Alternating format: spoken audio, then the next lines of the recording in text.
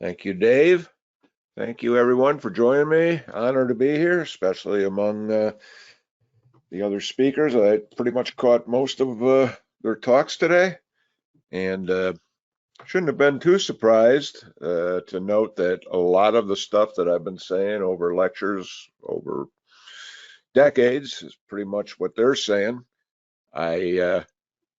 I don't find that at all disheartening. I find it encouraging that there really are truths out there to be found.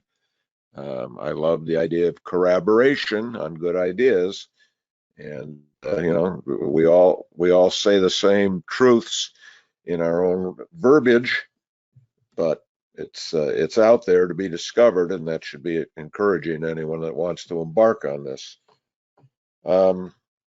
My objective is also similar to what I heard today from everybody. It's to help you launch your own path to successful trading. It's the old, would you rather I show you a bunch of systems, or would you rather learn techniques on how to do it? It's the old giving you a fish or learning to fish deal. So we're going to, in this 40 minutes, going to go over a set of rules that applies to anybody who wants to trade successfully, testing rules to ensure that when you're doing your research and the numbers you're coming up with, you're doing so in a prudent rather than a foolhardy fashion. Why there's such a great divide between successful and unsuccessful traders, and it's weighted heavily in the direction of the unsuccessful ones, why that is, and what steps we can take to countermand that. Then we're going to concentrate on moving average systems, one of the most basic types of systems, very effective, by the way. And I'm going to show you some exciting results that I was able to achieve just mixing and matching just a few little indicators together in different sized bar charts. First, a little bit about me. Like Jake Bernstein, I had no idea what a futures market was, despite the fact that I've spent my whole life like 45 miles away from the major exchanges of Chicago. Had no idea what that was about, but as soon as someone explained it to me, I said, that's me. I got to get into that. And I did, but not before the usual startup pain, in my case, lasted a few years.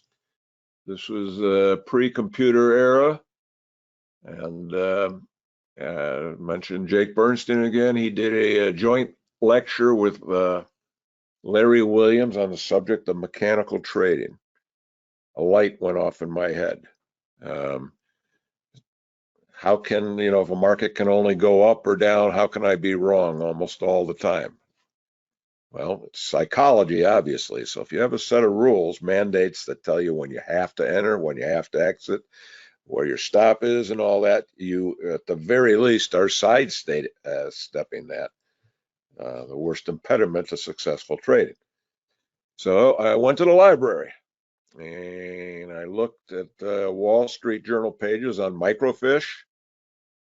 Most of you are too young to know what that is. And just kept scrolling through it, and finally just noticed something in the bond market about I'm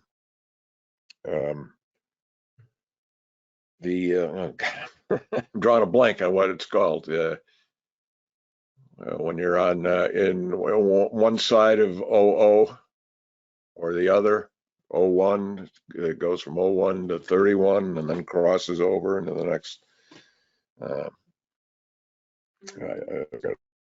Drive me crazy. Anyway, the system said that if you open at a different basis point, there you go. Thank you, Art. Okay.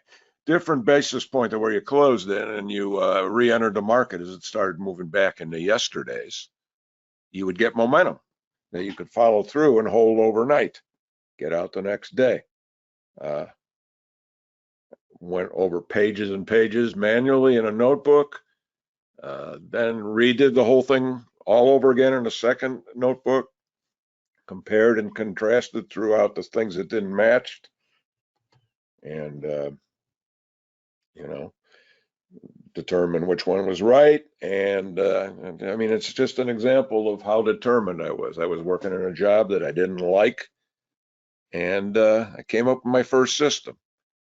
And I found, as I've found repeatedly over all my years, that success sort of begats more success because you're encouraged to continue on the pathway to find more and more stuff.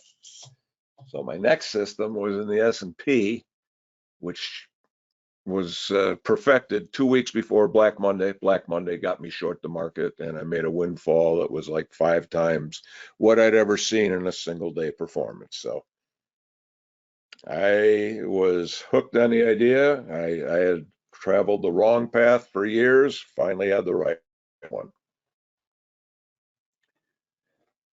Been a member of the Chicago Board of Trade for over 36 years, about the same time that I invented my first system. I bought a seat. And I've authored 4 complete books on trading financial markets and 5 sort of partial ones that I refer to as almanacs. Now, start with this psychological glitch that dogs us. 90 to 95% of traders lose money to the remaining minority. Most people are neither systematic nor mechanical. And since most people trade according to whatever whim strikes their fancy at the moment, instant psychological gratification will land a typical trader in the huge loser pool. So it stands to reason that you don't want to be doing what feels good to make money. You want to forget about the gut trading because that clearly does not work for most people. Most people are resistant to taking losses or fear giving back unrealized profits. What you have here is a perfect formula for violating Trading 101 to let your profits run, cut your losses short. Okay? It's in our psyche. If we've traded long enough, we will remember trades that were a loser through most of the duration of the trade, finally came back and rescued us, turned it into a winner, or held on to a trade. It was looking good, looking good, looking good, finally crapped out on you. Okay, well, these are more anomalies than trades that you should be using to fortify yourself. Most people attempt to impose order where there is none. We all play games with ourselves as we're looking at a bar chart. Wish fulfillment enters into the picture. Yes, we see these perfect head and shoulders, tops and bottoms in textbooks. Next time you see perfect ones formed in front of you, look in the middle of the chart, not on the up and down edges. Could there possibly have been one of them forming that did not bracket the market and then reverse it in the other direction, but rather continued in the same direction? Of course, you're likely to find them. People often lose sight of the only reason to trade. I'm going to give you a big no duh here. The only reason to trade speculatively is to make money. Should be a big no duh. But people trade for all kinds of goofy reasons. They trade for validation, proving ground in themselves, family members, friends. I remember somebody earlier today was talking about revenge trading. I've been involved in that. Most of us have. The market just owes us. The only reason to trade is to make money. And if you're, again, I'll reference something somebody else said. If you're doing it correctly, you're probably involved in something boring rather than adrenaline. Trades people fear the most tend to pay off the most. The biggest problems arise in trades in which people are the most comfortable, confident, and complacent. Okay. Again, we are wired 180 degrees in the wrong direction to trade successfully. What you're seeing in front of you here are examples of how you don't want to follow common intuition.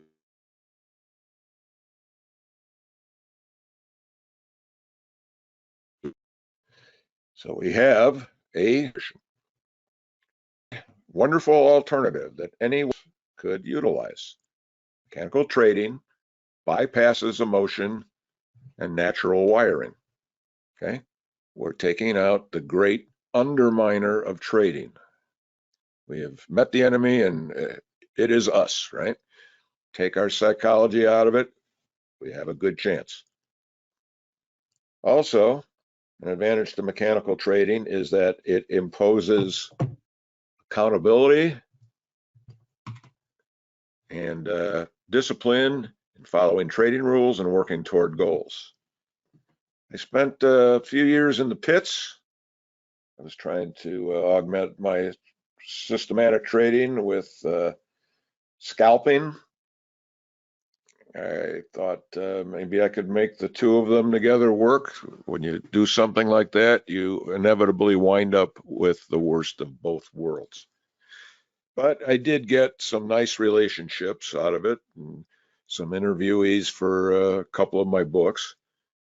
And one of the things that was constant down there was traders were always giving you an idea for a trade and justifying it, explaining it.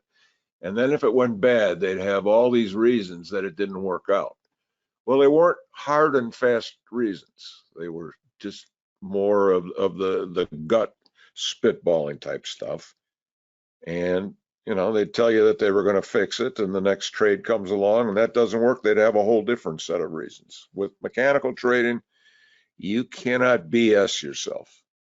You have a blueprint out there, and I've gone through this more times than I care to admit, where I deviated from the blueprint, and the blueprint did much better than I did. In many cases, it made money, whereas I lost it. And you know what? There's nothing that is harder than that. I would rather lose $1,000 on a trade than make 500 on a trade that I was supposed to make 4,000 on. That's the God's honest truth.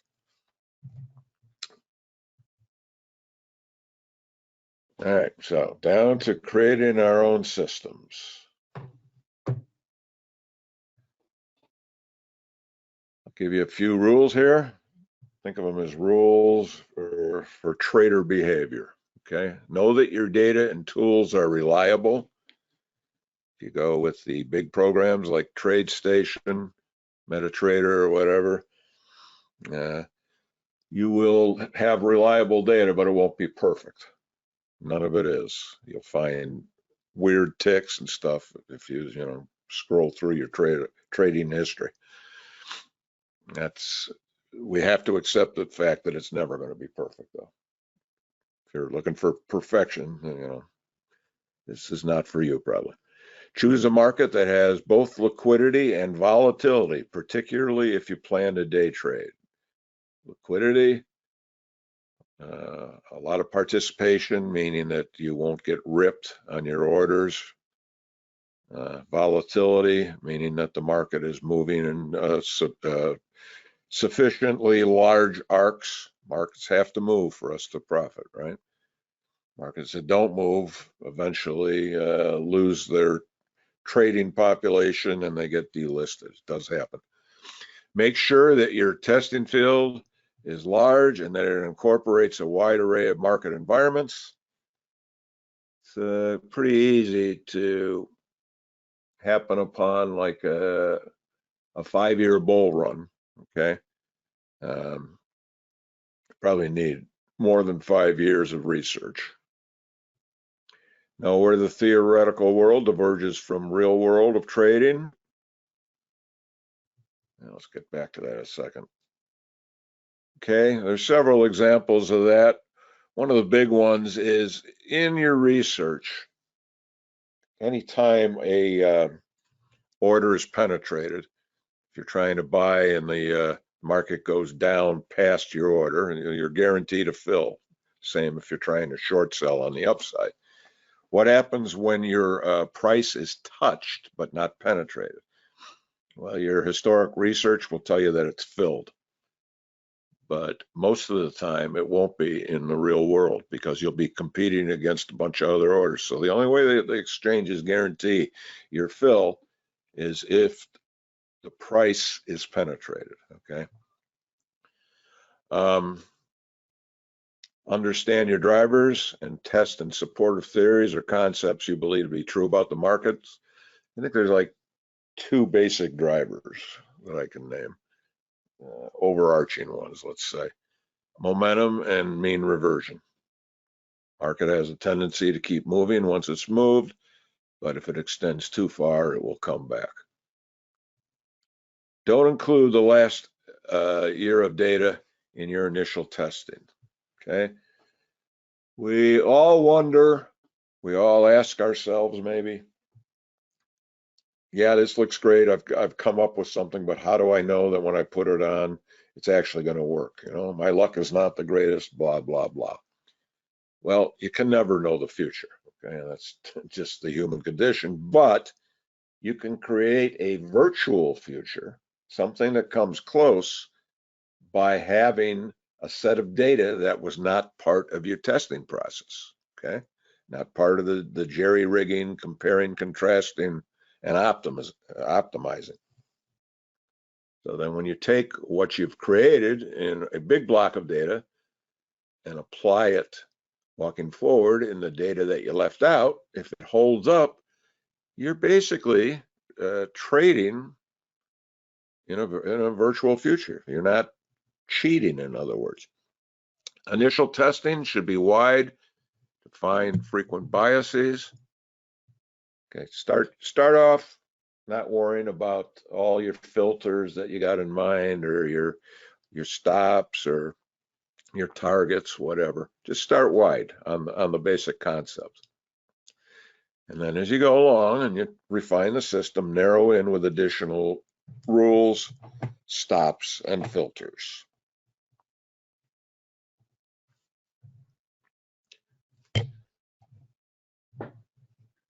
Oops.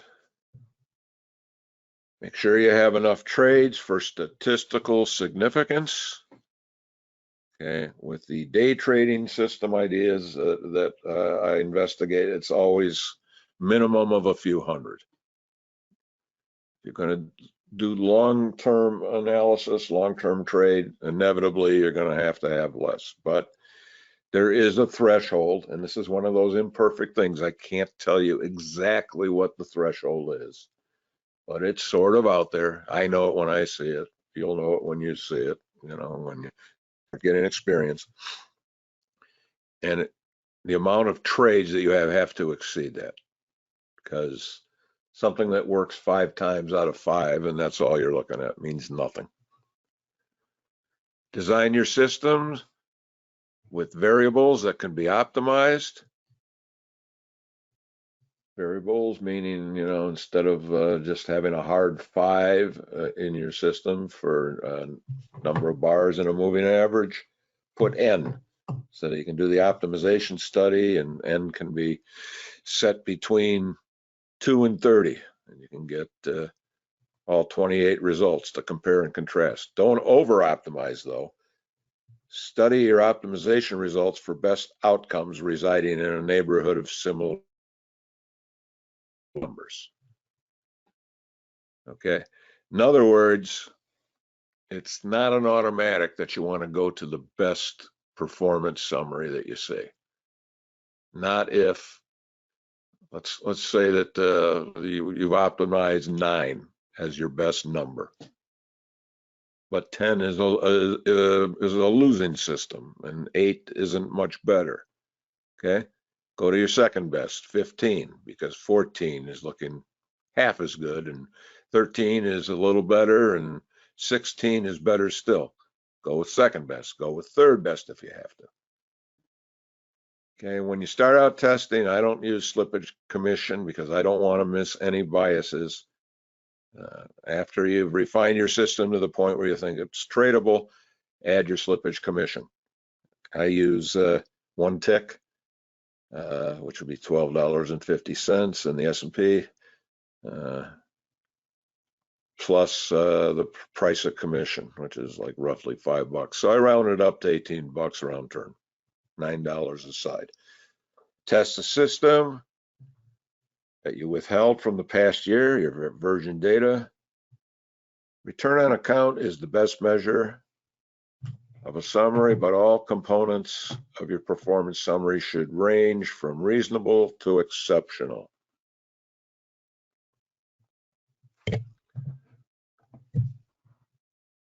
Examine your trades and periodic returns to make sure your gains are dispersed more or less evenly throughout your data field. Okay. Again, it's not that hard to find something like a market crash that would have a week of you being correct on a short move and another week or two on a V bottom wild recovery to the upside on the long side. That could tell the whole tale of your performance summary. You know, you might have gotten $80,000 out of that, but the rest of your system is another $5,000, or maybe nothing at all. That's not a system. Okay, so you're going to have periods where it's not going to be profitable, but it should be performing reasonably well throughout the data field. Look for similarly positive results in other markets, particularly closely related ones. I would not trust an S&P system that was a net loser in the Dow or the Russell or the NASDAQ. An ideal goal for trading multiple systems should be low correlation between them. Okay. Sometimes we're just kidding ourselves, even with different codes. If they're doing similar things, it's in effect, we're just adding contracts to our long or short. Got to be very careful about that. Have a plan for computer, internet, and technical problems. Have your phone in your speed dial for your trading desk, and also have it written down somewhere else. Keep your coffee away from your screen, things like that. Go back and double check everything, like I did in the library all those years ago. Okay. Now I trade the stock-related index futures. They're the best instruments for day trading. They include the S&P, Dow, NASDAQ, and Russell futures because they provide a rare combination of liquidity and volatility. Good liquidity means better fills with little slippage.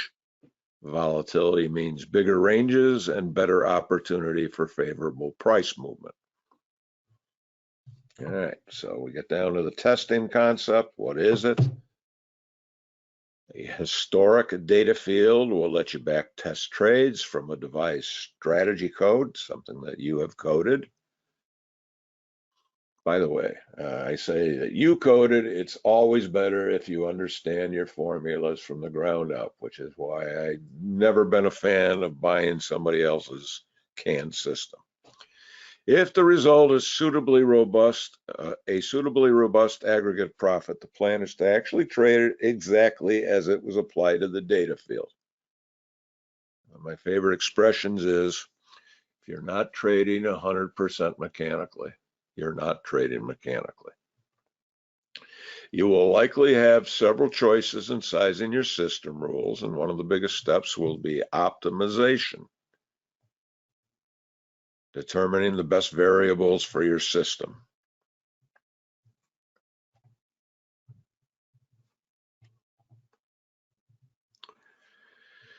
All right, moving average systems, today's focus. They are among the most popular of trading methodologies for trend and momentum. Simple to create, can often be traded via mere eyeballing without computation. It's a large number of ways to create and size averages for any time frame. Near limitless ways to combine them with other indicators. Unlike the majority of canned technical tools, moving average systems do work.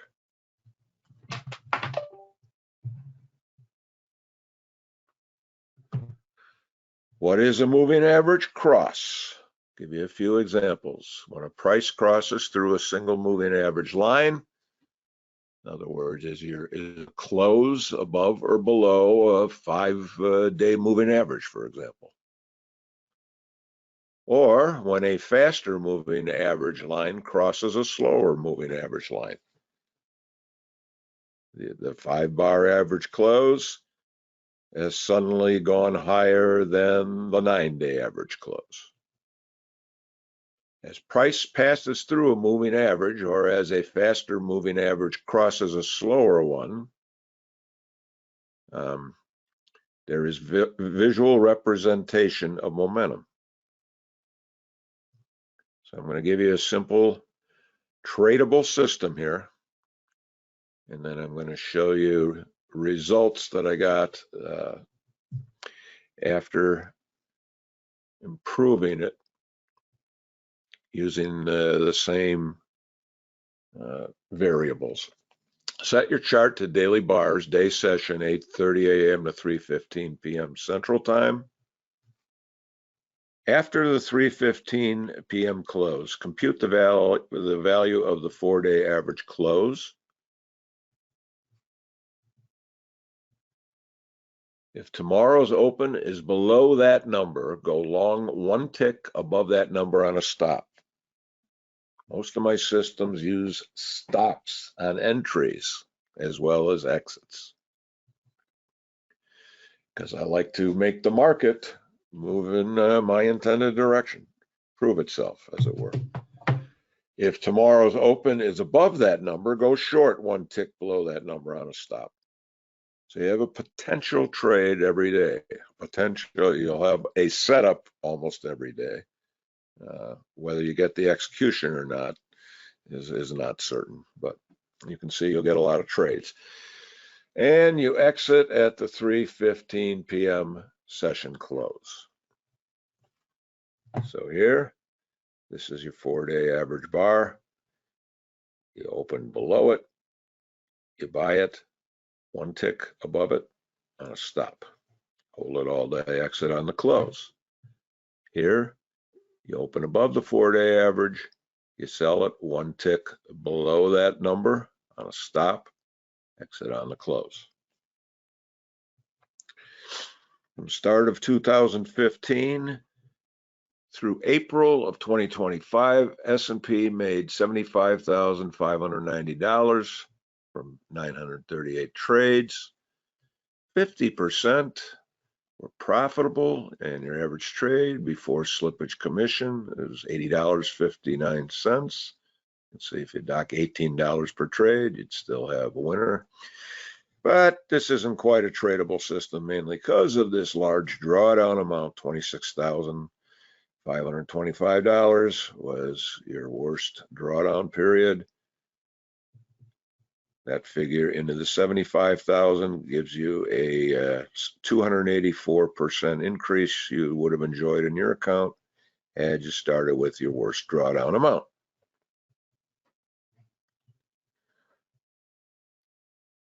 As I said, I like collaboration across the board in the other 4 stock-related index markets.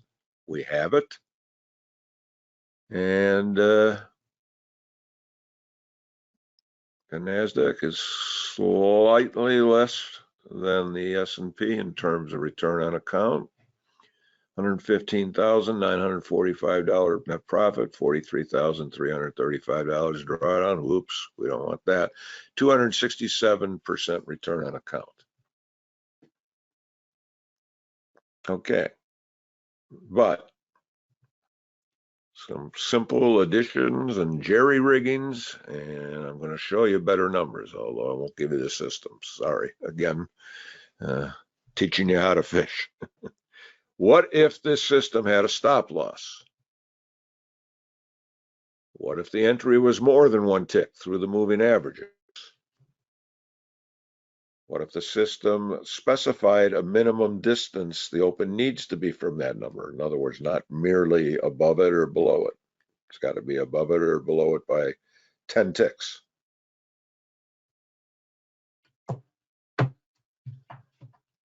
What if the system added a second condition? Maybe another moving average mandate. Okay, not only do you have to be below the 4-day average to go long, but the 3-day average has to be above the 8-day average. just as an example. What if all of the variables were re-optimized, including the number of days and the moving average?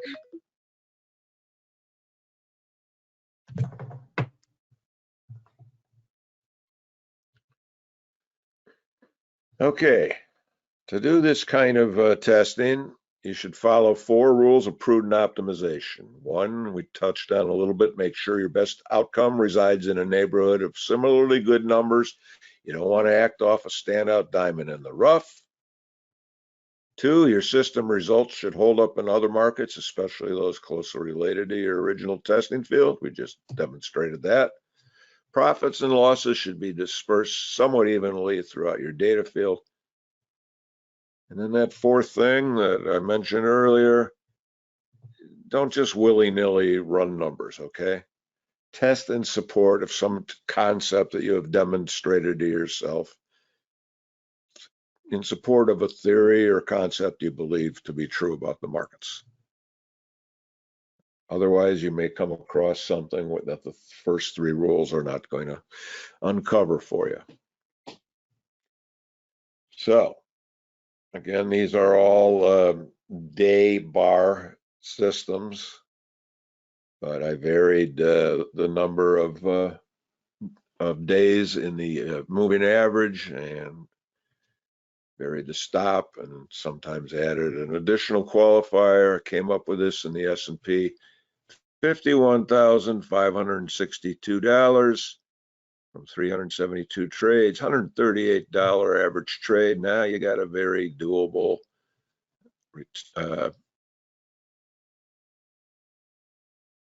drawdown amount, 38.37, giving you a 1,343% return on account.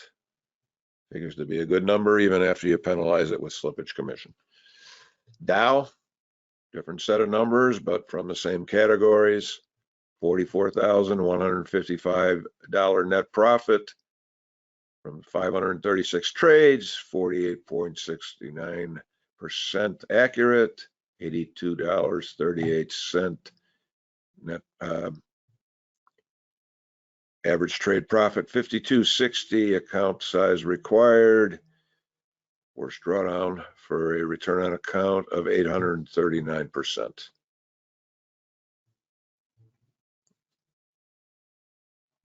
NASDAQ, $123,170 from 634 trades, 42% accurate, $194 average trade, 92.60 worst drawdown, 1,330% return on account. And Russell, 61,800 net profit, 687 trades, 48% were profitable, $89.96 average trade, 53.75 worst drawdown, 1,149% return on account. Proven once again, they're out there, folks, and this was very simple concepts. Okay, we can even jerry rig it a little more if we trade in bars within the day session rather than daily bars. Most day trading systems are on 5 or 30, 60-minute bars. I can come up with 135-minute, kind of unique. I like that the 405-minute average day session, 8:30 a.m. to 3:15 p.m. Central, can be broken into 3 equal parts like that. I've gotten a lot of good results off that. Different bar size systems can increase a portfolio's diversity. You can vary permissible start and stop entry and exit times.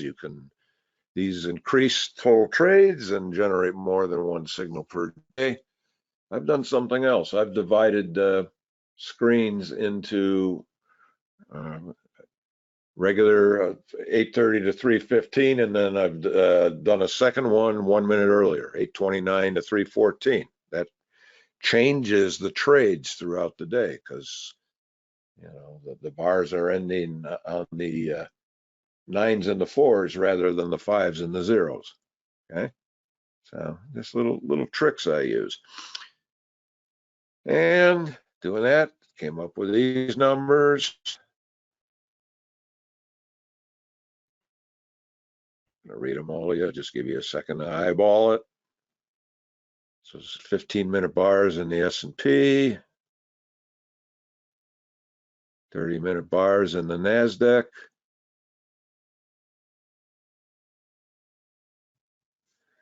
and 135-minute in the Dow.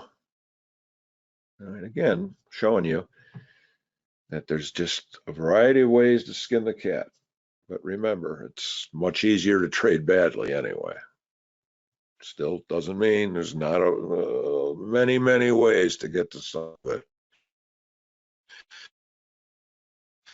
All right, so your takeaway should be back testing and mechanical trading bypasses emotion and psychological wiring. Anyone can back test their own ideas. Simple systems are tradable and robust. Follow the 4 rules of prudent optimization. And there are many different permutations of moving average cross systems. All right, again, thank you, everybody.